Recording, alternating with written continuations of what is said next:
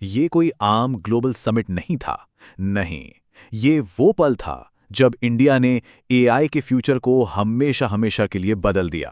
तो चलिए जानते हैं भारत के इस एआई मोमेंट की कहानी।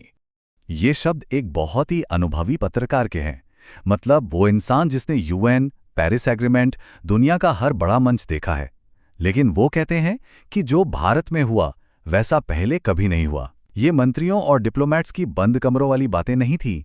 नहीं, ये उन 5 लाख भारतीयों का शोर था जिन्होंने इस इवेंट को सच में अपना बना लिया था। तो ऐसा क्या था इस समिट में जो इसे इतना अलग बनाता है?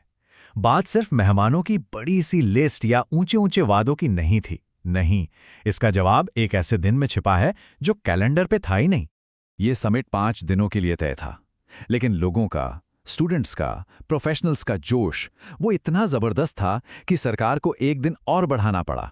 और इस तरह एक छठा दिन सामने आया, किसी सरकारी प्लान से नहीं बल्कि लोगों की जबरदस्त डिमांड से। और पता है, उसी छठे दिन भारत ने एक बहुत बड़ी डिप्लोमैटिक जीत हासिल की।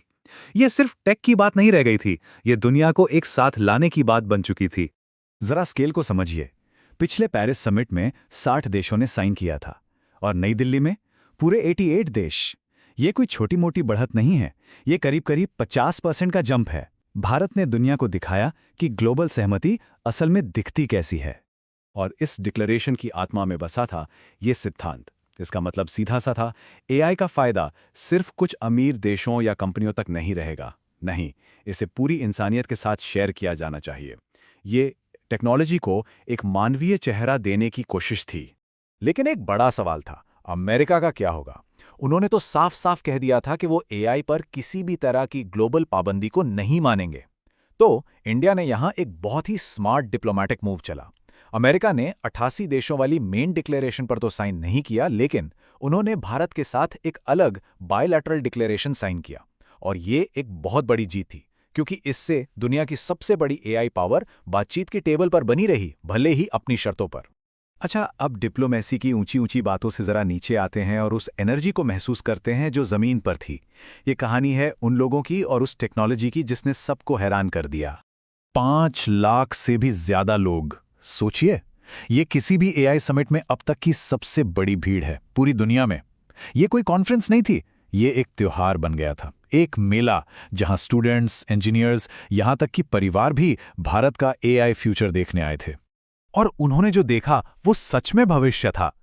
सर्वम एआई के स्मार्ट ग्लासेस जो पलक झपकते ही भारत की सैकड़ों भाषाओं के बीच की दीवार को तोड़ रहे थे, तुरंत ट्रांसलेट करके। ज्ञानी.ai जो सिर्फ 10 सेकंड में किसी की भी आवाज को 12 भारतीय भाषाओं में क्लोन कर सकता था। और वॉइस टेक टूलकिट जो ये पक्का करेगा कि एआई की पहुंच भारत की हर छोटी से छोटी बोली तक हो, ताकि कोई भी पीछे ना छूटे। सिस्को के प्रेसिडेंट जीतू पटेल ने इस बात को बहुत खूबसूरती से समझाया। उन्होंने कहा कि असली जादू तब होता है जब आप इंसान के इंस्टिंक्ट और फैसले लेने की क्षमता को एआई की स्पीड और ऑटोमेशन के साथ मिला देते हैं। ये इंसान को रिप्लेस करने के बारे में नहीं है, ये इंसान को सुपरचार्ज करने के बारे में है। अब बात करते हैं उन नंबर्स की, उन पैसों की जिसने इस समिट की कामयाबी पर आखिरी मोहर लगा दी। $270 बिलियन। ये वो रकम है जो दुनिया की बड़ी बड़ी कंपनियों ने भारत में इन्वेस्ट करने का वादा किया है। और सुनिए, ये सिर्फ एक नंबर नहीं है, ये दुनिया का भारत की एआई ताकत पर भरोसा है। तो अब आगे का प्लान क्या है? भारत ने अपने एआई मिशन 2.0 का ऐलान किया और इसमें सबसे खास बात है 20 लाख भारतीयों को एआई स्किल्स सिखाना। अब इसका हम सब के लिए क्या मतलब है? इसका मतलब है लाखों नई नौकरियां, नए मौके और एक ऐसी पीढ़ी तैयार करना जो एआई के साथ मिलकर काम करेगी, जो देश को आगे ले जाएगी। और एक और बहुत बड़ा कदम उठाया गया, भारत पैक्स सिलिका का हिस्सा बन गया। ये अमेरिका की लीडरशिप वाला एक ग्रुप है जो एआई के लिए जरूरी चिप्स और मिनरल्स की सप्लाई को सिक्योर करता है। भू राजनीतिक रूप से एक बहुत बड़ी बात है जो भारत को एआई हार्डवेयर की दुनिया के सेंटर में लाकर खड़ा कर देती है। तो आखिर में इस सब का मतलब क्या है? इस समिट का फाइनल स्कोर कार्ड क्या रहा? चलिए एक बैलेंस्ड लेकिन पावरफुल नजरिया देखते हैं। तो हिसाब किताब यह है, भारत ने क्या सही किया, ऐतिहासिक भीड़, आम लोगों को एंट्री और दुनिया को दिखाने लायक देसी एआई, जबरदस्त। पर हाँ, कुछ कमियां भी थीं। ये जो डिक्लेरेशन है ये बाइंडिंग नहीं है, मतलब देश इसे माने या ना माने उनकी मर्जी। चीन का ना होना एक बड़ा गैप है, और सिविल सोसाइटी की लिमिटेड भागीदारी से यह सवाल भी उठता है कि क्या एआई के नैतिक मुद्दों पर ठीक से बात हुई। एक सच्ची तस्वीर के लिए दोनों पहलू देखना जरूरी है। लेकिन इन कमियों के बावजूद नंबर्स तो सच बोलते हैं। 88 देश, 5 लाख से ज्यादा लोग, $270 बिलियन का इन्वेस्टमेंट, ये वो आंकड़े हैं जो इस समिट की विरासत बन चुके हैं। अगला ग्लोबल एआई समिट 2027 में जिनेवा में होगा और ये मशाल नई दिल्ली से ही वहां जाएगी।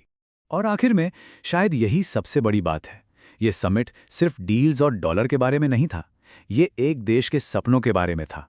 और जैसा किसी ने कहा, आज मैंने नई दिल्ली में जो देखा वो एक सफल समिट से कहीं ज्यादा कीमती था।